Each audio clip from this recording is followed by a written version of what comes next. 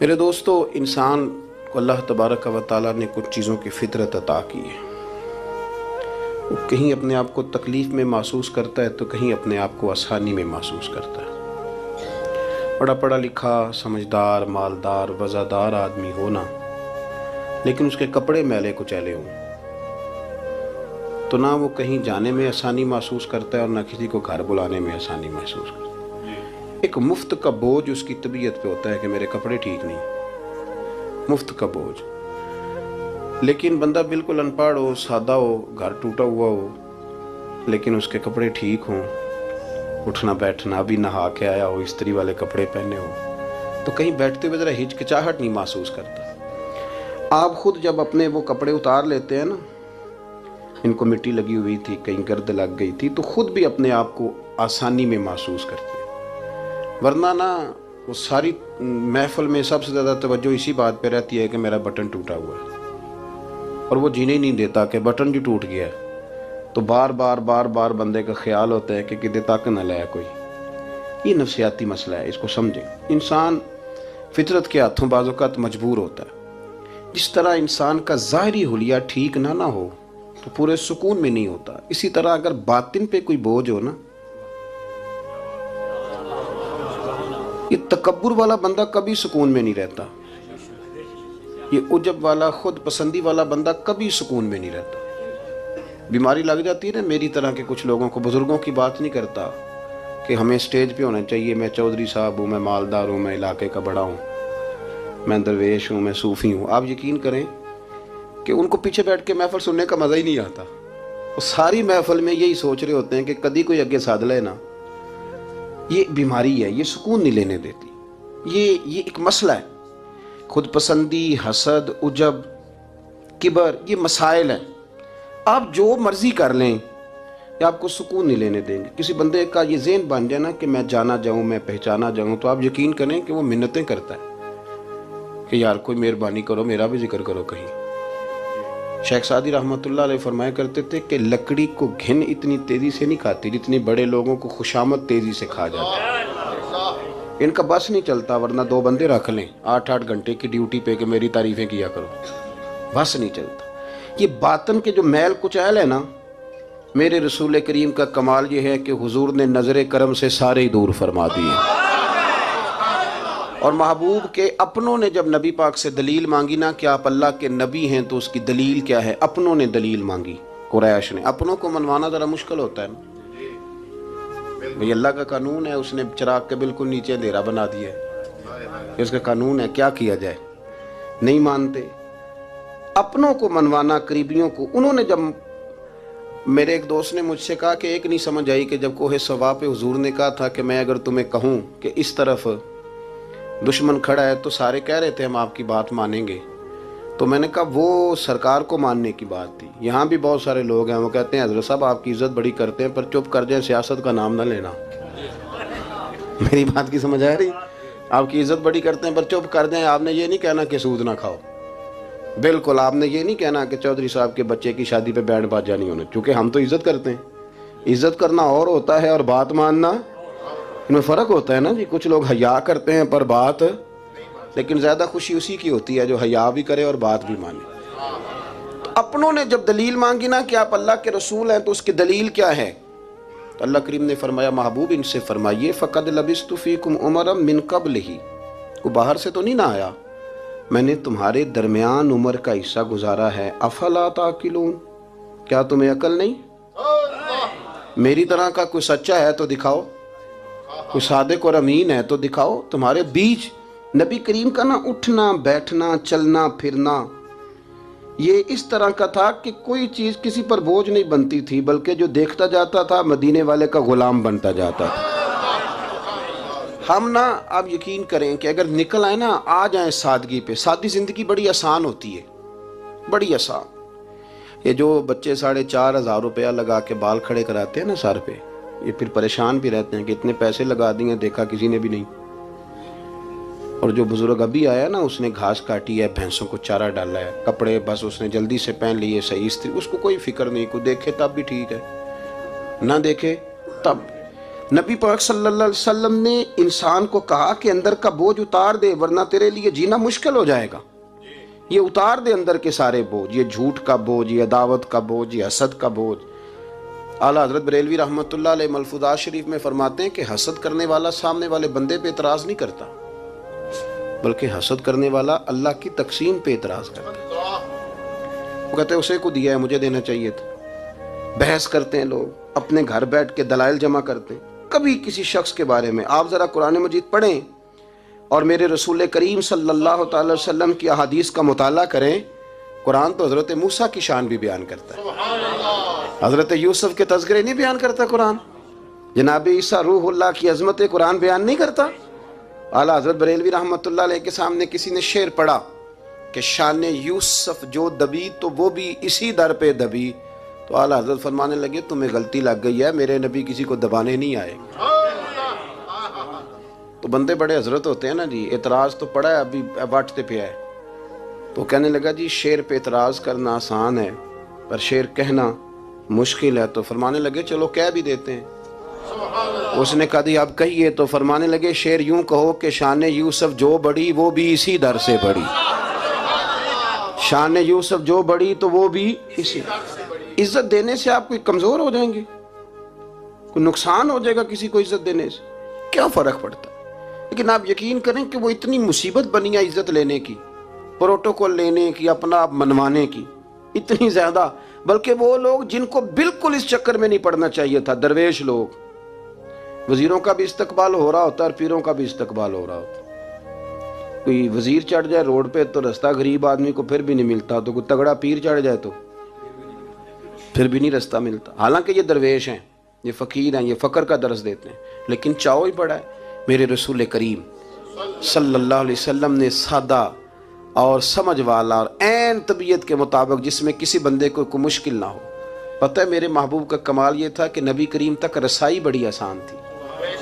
हर बंदा बड़ी आसानी से पहुंच जाता, बड़ी आसानी से। बुखारी में भी हदीस है, लेकिन कादी अजाज रहमतुल्लाह ताला अलैह ने बड़े प्यार से लिखी है और अनोखा रंग उनकी तहरीर में छलकता है। हज़रत अनस बिन मालिक रदी अल्लाह ताला अन्हु फरमाते हैं कि मुल्क शाम का एक शख्स हुजूर की बारगाह में हाजिर हुआ अपने बादशाह का कोई पैगाम लेके। गरीब आदमी ना वैसे ही तबन ही थोड़ा सा मायूस होता है, डर रहा होता है, वो सहमा हुआ होता है। लेकिन हालात के सहमे हुए लोगों को बता दो, हालात बदल जाते हैं, एक जैसे नहीं रहते। लेकिन ये बेचारे सहमे, ये हर जगह डर रहे होते हैं। ये आस्थानों पे भी डर के पीछे बैठे हुए होते हैं, आस्थानों पे भी प्रोटोकॉल मिल रहा होता है जिसकी जेब तगड़ी होती है। तो डरते हैं ये लोग और इन पे प्रेशर बढ़ा दिया जाता है। कुछ ऐसे काम किए जाते हैं जिनसे इनकी दिलों पर बोझ भी रहता है कि नहीं नहीं यहाँ बात कोई नहीं करनी। हजरत अनस बिन मालिक रदी अल्लाह ताला अन्हु फरमाते हैं जब वो आया ना नबी करीम की बारगाह में तो वो कांपने लगा। कोई बात भी नहीं हुई, कोई ऐसा मसला भी नहीं हुआ, लेकिन वो कांपने लगा और थर थर कांपने लगा। तो अल्लाह के रसूल सल्लल्लाहु अलैहि वसल्लम ने उसे फरमाया कि क्यों डरते हो, क्या बात। कहने लगा मैं मदीने की जो रियासत है उसके सरबराह के पास आया। गरीब आदमी हूँ, डर लगता है कोई ऐसी बात ना हो जाए कि आप नाराज हो जाए। तो उन्होंने तो देखा था ना उन लोगों को कि जो जानवर को मालिक की मर्जी के बगैर छांव में बांध देते थे तो मार पड़ती थी। इतना सियाना हो गया तो मर्जी करेगा, मुझे डर लग रहा है। हजरत अनस बिन मालिक कहते हैं बात कहाँ की थी, चली कहाँ गई। उसने क्या कहा और फिर जवाब में मेरे महबूब ने क्या फरमाया। आप जरा बात का लेवल देखें और हुजूर की गुफ्तगू का स्टेटस देखें। ये वो लोग, ये वो तरबियत है जो लोगों के दिलों और रूहों तक उतरती है। मेरे नबी करीम सल्लल्लाहु ताला अलैहि वसल्लम ने बात सुनी तो हुजूर रो पड़े और इतना रोए कि घुटनों के बल जमीन पर बैठ गए। जनाब अनस बिन मालिक फरमाते हैं हुजूर फरमाने लगे ना भाई तू किसी बादशाह के पास नहीं आया, ना तो किसी हुक्मरान के पास नहीं आया, तू तो उस बेटे के पास आया है जिसकी माँ गोश्त के खुश्क टुकड़े खा के भी रात गुजार लिया करती। मेरी माँ तो गोश्त के खुश्क टुकड़े खा के रात गुजार लेती थी, ना तो किसी। हजरत अनस बिन मालिक कहते हैं उसने बात सुनी तो वो भी रो पड़ा और मैंने सुनी तो मैं भी रो पड़ा। दोस्तों रसूल करीम देखे ना हम लोगों ने किस तरह का लेवल बनाया हुआ है। अभी तक वो जो दौलत का रट्टा है थोड़ा बहुत वो अभी तक चलता है। अभी तक खानदान के अंदर कोई बंदा अमीर हो जाए तो चौधरी भी वही होता है, सियाना भी, मेरा तो ख्याल है पीर भी वही होता है। शर्त यह है कि उसके पास पैसे होने चाहिए, वही शेख होता है, सारा कुछ वही होता है। नबी पाक सल्लल्लाहु अलैहि वसल्लम ने हमें कहा कि ये तुम्हारे अंदर के बोझ हैं, माहा काफी सदरिक। गुनाह जो होता है ये खटकता है सीने में, ये बंदे को परेशान करता है, बंदा तकलीफ में होता है, किसी को पता ना चल जाए। हम लोगों ने आहिस्ता आहिस्ता करके ना एहसासात की दुनिया छोड़ दी है, हमारा मिजाज नहीं। छोटी छोटी बातें होती हैं लेकिन हम तवज्जो नहीं ना करते, तवज्जो नहीं करते। कोई इतना मुश्किल बात नहीं कि रात को बेटा फल लेके आया तो अपनी बीवी के कमरे में चला गया। लोग उसकी माँ को और उसके बाप को ये बात आसानी से कह देते हैं कि आप हौसला करें, दफा करें, जो कर रहा है करने दें। लेकिन जिस बंदे की कुल कमाई उसका पुत्र हो और भरी जवानी में जिसने कहा हो बीवी से कि चल मैं पुराने कपड़ों पे ईद गुजार लूंगा, तो नए कपड़े बच्चों के ले आ। जिसने 30 साल सऊदी अरब में, दुबई में, मस्कत में, परदेश में गुजारे हों पर वहाँ कंबल भी ना बदला हो कि चलो बच्चे मेरे पढ़ जाएं, उसकी कुल कमाई बाग तेरे दी कर कर राखी, सारी उम्र गुजारी, तो जदों ये बाग पकन ते आया ले गए और व्यापारी, तो वो फिर जाके तो 6 किलो रख के प्लेट में अपनी बीवी से कहता है जाबा जी को दे आ। ये कहना आसान है बाप को कि तू सब्र कर, हौसला कर, पर वो बाप जब पीछे पलट के देखता है तो कहता है दुनिया ने तो तुझे तोहफा दिया होगा, मैंने तो जवानी तुझे दे दी, खुशियां सारी तेरे नाम कर दी और तू मेरे साथ ये सलूक करने चला। एहसासात नहीं, उसको पता ही नहीं। रोज दोस्त को टेलीफोन करता है कि आज बाहर से खाना खाएं, कभी अब्बा जी को भी करना कि अब्बा जी आज मेरे बगैर रोटी ना खाना, मैं आऊँगा तो मिल के खाएंगे। कभी कह अम्मा को कि अम्मा मुझे बड़े बड़े रेस्टोरेंट में वो मज़ा नहीं आया कि तेरे हाथ के चावलों की रोटी में मज़ा आया, आज पका ना। मुझे लगता है अम्मा को राशा भी हो ना, राशा भी हो तो फिर भी वो तेरे लिए मेहनत करेगी, लेकिन एहसास ज़रूरी है ना, वो हम पैदा नहीं करते, वो हमारी तवज्जो नहीं जाती। साहिब तबकात कहते हैं नबी करीम सल्लल्लाहु ताला अलैहि वसल्लम ने ना जब सहाबा कराम आए थे मक्का मुकरमा से मदीना तय्यबा, तो आपने सुन रखा है कि अंसार मदीना ने अपनी जायदादें भी तकसीम करके आधी आधी मुहाजिरीन को दे दी थी। तो उनमें एक हज़रत उम्मे ऐमन भी थी, नबी करीम की रज़ाई वालदा हैं। कि हज़रत अब्दुल्ला रदी अल्लाह ताला अन्हु जो सरकार के वालिद गिरामी, उनकी आज़ाद करदा लौंडी हज़रत सैयदा तय्यबा ताहिरा जनाब आमना रदी अल्लाह ताला अन्हा की भी बड़ी खिदमत की इन्होंने। इनको भी एक बाग मिला हुआ था। जब वो खैबर के इलाके फ़तह हो गए, यहूदियों से बहुत सारे इलाके ले लिए, तो अल्लाह के रसूल सल्लल्लाहु अलैहि वसल्लम ने फरमाया अब इस तरह करो कि ये जो तुमने जायदादें ली हुई हैं ना अंसार से, ये वापस कर दो और तुम्हें इसमें से दे देते हैं। और हुजूर अलैहिस्सलाम ने अंसार मदीना से भी कहा कि मैं उनको ये जायदादें दे के और तुम्हारी वापस कराने लगा हूँ। तो अंसार ने तो वहाँ भी बड़ा अनोखा जवाब दिया कि या रसूलल्लाह हमारी वाले भी रहने दे और वो वाले भी उनको दे दें। वयुक्सिरूना अला अनफुसिहिम वलौ काना बिहिम खसासा, ये भी उनको उनके पास रहने दे। महबूब ने फरमाया नहीं, मेरा फैसला यही है। हज़रत उम्मे ऐमन रदी अल्लाह ताला अन्हा के हिस्से में एक बाग आया हुआ था, तो महबूब करीम सैयद आलम सल्लल्लाहु अलैहि वसल्लम ने कहा अम्मा जी आपको कोई और बाग दे देते हैं, ये वाला बाग वापस कर दें। सीधी सादी बीबी थी, नाज था कि मैंने हुजूर की खिदमत की है बचपन में, नाज था। कहने लगी मैं तो नहीं वापस करती, ये नाज है, वरना हुजूर को कोई इनकार कर सकता, मैं तो नहीं वापस करती। हज़रत आयशा सिद्दीक़ा रदी अल्लाह ताला अन्हा फरमाने लगी अम्मा जी ये आप क्या कह रही हैं। हुजूर फरमाने लगे आयशा आप खामोश हो जाए, ये बुढ़ापा है, उसके एहसासात हैं, उसके जज्बात हैं। आप यकीन करें कई दफ़ा बूढ़े बेचारे ना दर्द से बात नहीं बताते किसी को, वो कहते हैं क्या करें, कपड़ा उठाएं ताकि पेट नंगा हो जाए, कैसे बात करें। नबी करीम सैयद आलम अलैहिस्सलाम अम्मा जी के करीब गए, कहा अम्मा जी मेरे साथ चलो, एक दफ़ा बाग देख तो लो। हुजूर साथ लेके गए, एक बाग दिखाया तो कहने लगी नहीं नहीं मैंने नहीं लेना, ये बोले मेरे वाला ठीक है। हुजूर ने फिर दूसरा दिखाया, कहने लगे ये भी नहीं मुझे पसंद। महबूब ने तीसरा दिखाया तो कहने लगी ये तो मेरे वाले बाग से भी प्यारा है, ये मैं ले लूँगी। जब वो मुस्कुराई तो हज़रत आयशा कहती है मैंने हुजूर की आंखों में आंसू देखे, फरमाया अल्हम्दुलिल्लाह इसका दिल ना राज़ी हो गया है। ये तरीका है मेरे अजीज़, थोड़े एहसासात तो पैदा करें, थोड़े अपने जज्बात। कितनी खुद गर्जी वाली ज़िंदगी है कि मुझे सिर्फ मेरा ही ख्याल है, और जो जहाँ बैठा है ना, पता है हम परेशान ज़्यादा क्यों हैं। मैं मौलवी हूँ तो मैं सारा दिन यही तकरीरें करता हूँ, लोग मौलवियों की इज़्ज़त नहीं करते, लोग मौलवियों की इज़्ज़त नहीं करते। तो मैं कहता हूँ छोड़ें ये रट्टा, इज़्ज़त मांगने की क्या ज़रूरत है, अब मिन्नत मांग के इज़्ज़त करानी है, छोड़ें, कोई ज़रूरी है। मैं इस तरह करता हूँ कि मैं इज़्ज़त करनी शुरू कर देता हूँ, मैं करता हूं ना 15-20 उलमा की इज्जत, चलो हम आपस में शुरू कर लेते हैं, तो खुद ब खुद बाकी भी मसला ठीक हो जाए। बूढ़े लोग हर वक्त शिकायत करते हैं इज्जत नहीं की जाती, इज्जत क्यों आप भीख मांगते हैं, क्या जरूरत? प्यार देना शुरू करें, रोज बरोज मुतालबा करना कि मेरी खिदमत करो, मेरे पीछे चलो, इससे तो दिक्कत पैदा होती, इंसान तकलीफ में रहता है। मेरे रसूल करीम अलैहिस्सलाम ख्याल रखते, छोटे छोटे बच्चों के जज्बात का भी ख्याल करते, बूढ़ों के जज्बात का भी ख्याल करते। नबी करीम सल्लल्लाहु अलैहि वसल्लम हर शख्स के बारे में ऐसा नजरिया रखते कि जिससे कौम को सुकून होता, दिलों के अंदर इत्मीनान पैदा होता। हजरत आयशा सिद्दीका रदी अल्लाह ताला अन्हा फरमाते हैं, एक दिन घर में तशरीफ फरमाते और तबीयत मुबारक में ना बड़ी, मैं देख रही थी कि बड़ा हशाश बशाश है सरकार का मिजाज, बड़ी खूबसूरती। आज गमे उम्मत में हुजूर उस तरह परेशान नहीं जैसे अक्सर होते हैं। आप फरमाती हैं बातें चल रही थी तो बैठे बैठे हुजूर फरमाने लगे कि आयशा मैं तुम्हें बताऊं तुम मुझसे राजी कब होती हो और नाराज कब होती हो?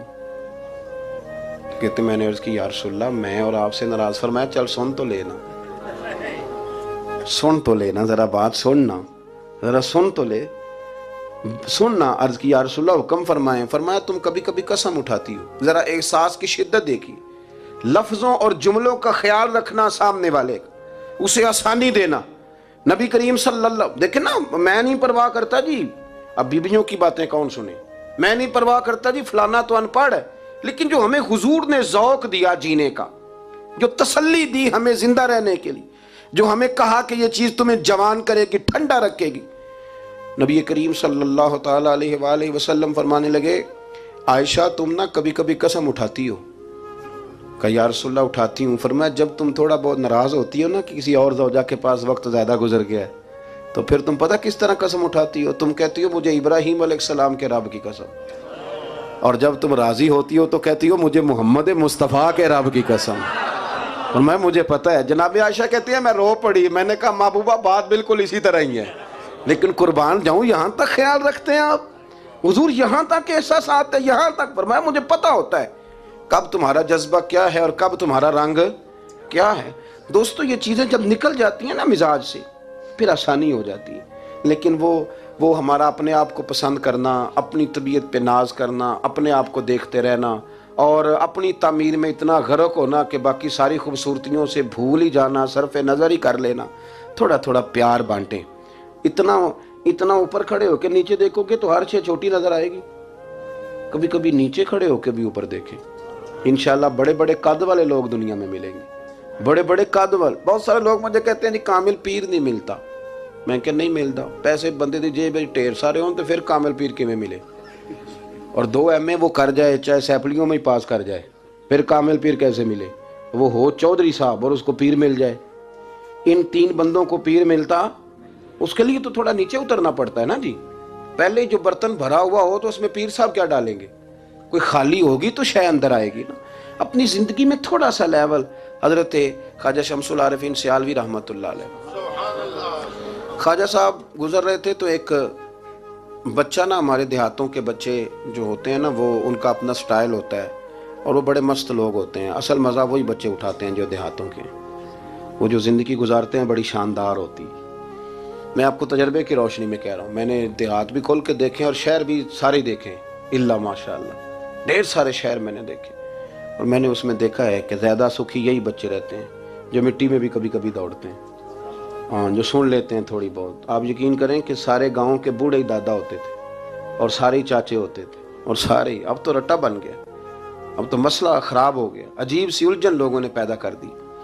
ख्वाजा साहब रहमतुल्लाह अलैह गुजर रहे थे तो एक बच्चा बेरी को रोड़े मार रहा था, तो रोड़े सारे जमा कर लिए और मारता जा रहा है, मारता जा रहा है। और ये बच्चे गांव के जब ये फायरिंग करते हैं ना बेरी पे, तो ये रोड़े पहले जमा कर लेते हैं ताकि फिर बेदरेग बगैर रुकने के अपना काम करते रहें।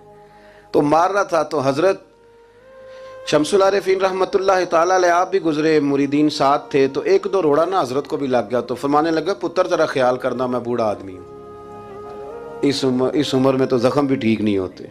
उसने बच्चे ने पलट के देखा तो वो तो जानता था ना कि चाय से केतली ज़्यादा गर्म होती है, मुरीद मारेंगे। उसने दौड़ लगा दी, भागा और सरपट दौड़ा। और जब वो तेज़ी के साथ दौड़ा ना, तेज़ी के साथ, अल्लाह अकबर, तो ख्वाजा साहब ने भी मुरीदों से कहा इसको पकड़ के लाओ। पकड़ के लाए तो ख्वाजा साहब फरमाने लगे दौड़ते हो क्यों? कहने लगा जी दो हरफी बात है, आप मारेंगे, आपके मुरीद मारेंगे, रोड़ा जो लग गया। क्या अंदाज है बुजुर्गों का, प्यार बांटने का। ये चीज़ें इंसान को बड़ा मीठा रखती हैं। आप यकीन करें प्रोटोकॉल से निकल आए आप सौखे हो जाएंगे, आसान जिंदगी। ख्वाजा साहब रहमतुल्लाह तआला अलैह फरमाने लगे वैसे तू कर क्या रहा था? कहने लगा मैं रोड़े मार रहा था बेरी को। तो फरमाया बेरी तुझे जवाब में क्या देती है? कहने लगा जी वो तो फल देती है। तो आप फरमाने लगे तू शमसुल आरिफीन को बेरी से भी क्या गुजरा समझता है? आप उतर मेरे सीने से लग, और जो फल मैं तुझे दूंगा ना पहले कभी ना किसी ने दिया होगा। थोड़ा लेवल तो नहीं देखे ना। हमारे बच्चे बड़ी आसानी से कह देते हैं मेरे गांव के लोग जाहिल हैं जी सारे। तो मैं कहता हूं जाहिल को जाहिल कह के जान छुड़ाना तो आसान काम है, ये तो आसान काम है, पर जाहिल को पकड़ के आलिम बना देना ये मदीने वाले रसूल का तरीका है। वो जहाज़ में जो लोग ज़्यादा ट्रैवल करते हैं वो इस बात को ज़रा आसानी से समझेंगे कि जो हमारे देहातों से लोग जाते हैं ना उम्रा करने, अक्सर गरीब लोग होते हैं, कई तो बेचारे कमेटियाँ डाल के जाते हैं। तो वो जब चढ़ते हैं ना जहाज़ पे तो बच्चा पढ़ा लिखा बैठा हो तो बाबा जी को नहीं पता होता तो वो सीट नंबर कैसे देखना है, तो बैठ जाते हैं जहाँ जगह मिले, समझते हैं बस ही हैं। तो बच्चे तनकीद कर रहे हैं जी साढ़े पिंड के बंदे नहीं सियाने हो सकते, देखो इन्होंने बस ही समझा हुआ है, और हंसते हैं, फबतियाँ कसते हैं, मजाक उड़ाते हैं। तो मैं कहता हूँ यार तू अगर पढ़ा लिखा होता ना तो तू दरवाजे पे जाके बाबा जी का हाथ थामता, फिर तो सीट नंबर दे के उन्हें बिठाता, हाथों पे सीट बेल्ट बांधता, फिर पानी की बोतल देता और फिर कहता हुजूर बुजुर्गों मैं फलानी जगह बैठा हूँ, मेरी ज़रूरत पड़ी तो दोबारा भी आवाज़ दे लेना। पढ़े ना बुखारी मुस्लिम। हज़रत अनस बिन मालिक रज़ी अल्लाह तआला अन्हु फरमाते नजरानी चादर हुजूर ने ओढ़ी हुई थी और नबी करीम सल्लल्लाहु अलैहि वसल्लम जा रहे हैं, जनाब फारूक आजम भी साथ हैं। तो कहते हैं पीछे से एक शख्स ने ना हुजूर की वो चादर, उसमें सुर्ख धारीदार तारे थी, तो पकड़ के ना उसने चादर हुजूर की खींची, तो वो जो चादर थी वो हुजूर के गले में फिर गई। फरमाते मैं वो तकलीफ महसूस कर रहा था तो वो खींच के ना चादर, तो कहने लगा मैं कुछ मांगने आया हूँ। तो दरवाज़ा जोर से खटखटाए उसे भीग देते हो, फिर तो दौड़ जा दरवाज़ा तोड़ेगा। लेकिन हदीस के लफ्ज़ हैं फल्तफ़त इलैहि फदाहिक। हज़रत अनस बिन मालिक कहते हैं जब मुस्तफ़ा करीम ने उसकी तरफ देखा तो हुजूर ने मुस्कुराना शुरू कर दिया। यहाँ मुस्कुराना कमाल है। आला हज़रत बरेलवी कहते हैं जिसके गुच्छे से लच्छे जड़े नूर के उन सितारों की नुज़हत पे लाखों सलाम, और जिसकी तस्की से रोते हुए हंस पड़े उस तबस्सुम की आदत पे लाखों सलाम। हुजूर ने तवज्जो की तो मुस्कुराए। फरमाया क्या लेने आए हो? कहने लगा भिखारी हूँ, कुछ लेने आया हूँ। चादरें खींच के मांग रहा है। तो नबी करीम अलैहिस्सलाम ने दिया कितना? मेरे करीम से गर कतरा किसी ने मांगा दरिया बहा दिए हैं, दुर बे बहा दिए हैं। नबी करीम ने फरमाया ये दो पहाड़ियों के दरमियान जितनी बकरियां खड़ी हैं सारी इसे दे दो। दो पहाड़ियों के दरमियान जितनी बकरियां खड़ी हैं सारी इसे। वो आया था तो उसे अदब अदाब भी नहीं आते थे, मांगने का तरीका भी नहीं आता था, लेकिन गांव गया तो जाके दीन का मुबल्लिग बन गया। क्या तबलीग करता है? कहता हो लोगों गुर्बतों से परेशान लोगों आओ मेरे साथ, मैं तुम्हें मदीने ले चलूं। मेरे रसूल इतना देते हैं कि गुर्बत का डर भी निकल जाता है। जब तबीयत के अंदर इंसान के एक मिजाज बन जाए ना, आप यकीन करें ये बड़े ठंडे लोग, मस्त लोग, परवाह कोई नहीं। वरना बहुत सारे ऐसे लोग हैं बेचारे ज़िंदगी में जो दूसरों को सीधा करते करते ना खुद बड़े टेढ़े हो गए, हालात ख़राब हो गए। इमाम अहमद बिन हंबल वो रवायत लाए हैं, जब एक शख्स ने आकर हज़रत उमर से कहा था मैं तकरीर करना चाहता हूँ, तो फरमाया तू ना करना। उसने कहा हुजूर मैं पढ़ा लिखा हूँ क्यों ना करूँ? फरमाया जब तू मिंबर पे बैठ के वाज करेगा तो बहुत सारे लोगों को गुनहगार भी तो समझेगा ना, तो तेरा अपना क्या बनेगा ये भी तो बता ना, या फिर तेरे अंदर के लेवल का क्या बनेगा। अपने आप को ना इन कबाहतों से, अगर आपके कपड़े ठीक नहीं, आप सुकून में नहीं है, तो आपके अंदर मैल हो तकब्बुर की, हसद की, गीबत की, चुगली की, और सबसे बड़ी बदगुमानी की, बुरा सोचने की, फिर आप कहें कि मैं सुकून। आप यकीन करें हमारा कोई मुखलिस दोस्त इसलिए नहीं होता कि हम किसी को मुखलिस समझते ही नहीं। हमारे ज़माने में सच्चा इसलिए कोई नहीं कि हम किसी को सच्चा समझते नहीं। हमें बुजुर्ग इसलिए नहीं मिलते कि हम किसी को बुजुर्ग नाराज ना होना। मेरी बात पे गौर करना। हमारे यहाँ इसलिए कोई हमारा हमदर्द नहीं कि हम किसी को हमदर्द, हमारे बंदे को तो दुकानदार कह रहे हैं, हर बंदे को तो झूठा कह रहे हैं, हर बंदे को तो धोखेबाज कह रहे हैं, हर शख्स तो हमारी नज़र में जाहिल है, हर आलिम तो माअज़ल्लाह हमारी नज़र में बेअमल है, तो जब इस कदर ज़्यादा हमारा ज़हन बुरा हो जाएगा, या अय्युहल्लज़ीना आमनू इज्तनिबू कसीरम मिनज़्ज़न्नि इन्न बअदज़्ज़न्नि इस्म, इतना बुरा सोचेंगे तो फिर तो हुजूर ने फरमाया नहीं कि अल्लाह तुम्हारे गुमान के करीब है, इस तरह का गुमान करते हो रब भी वैसा ही बन जाता है। तो अपनी सोचों को सुथरा करें, अपनी तबीयत में नरमी लाएं। आप अच्छे बंदे ढूंढने मिलेंगे तो रब आपको ढेरों बंदे अता करेगा। अपने आप को कमज़ोर ना करें, कभी छोटा ना करें, छोड़ें। अपनी निजी मजलिसें भी पाक करें, साफ़ सुथरी करें और ख़ूबसूरत करें, और अपनी जो खलवतें जलवतें उनमें मेहनत करें। अपने से दूसरों को अफजल जानना सीखें, लोगों का इकराम करना सीखें, आदाब सीखें और लोगों के बारे में अच्छी गुफ्तगू करनी सीखें। आप यकीन करें, ये काम आप किसी के लिए करके देखें, अल्लाह आपको सुकून अता करेगा। आला हज़रत बरेलवी रहमतुल्लाह अलैह से किसी ने कहा था, हज़रत जी मेरा दिल बड़ा बेसुकून रहता है, तो कोई वजीफ़ा दें। तो उसका ख्याल था कुछ पढ़ने को बताएंगे। तो फाज़िल बरेलवी रहमतुल्लाह अलैह फरमाने लगे, इस तरह कर, किसी बंदे के साथ नेकी कर, पर उसे पता ना हो मेरे साथ कौन कर रहा है, उसे खबर है। फरमाया इस तरह की नेकी कर, फिर रब तेरे दिल को करार अता करेगा। वो जो दिखा के मस्जिद में पैसे दिए जाते हैं वो नाम तो हो जाता है पर सुकून ले जाता है वो, लेकिन जो छुपा के नेकी होती है वो ज़रा मज़ा कर जाती है। उठ फरीदा सुत्या, झाड़ू दे मसीत, तू सुतें ते रब जागदा, तेरी डाडे नाल प्रीत। उठ फरीदा सुत्या ते खलकत वेखन जा, मते कोई मिल जाई बख्शिया ते तू भी बख्श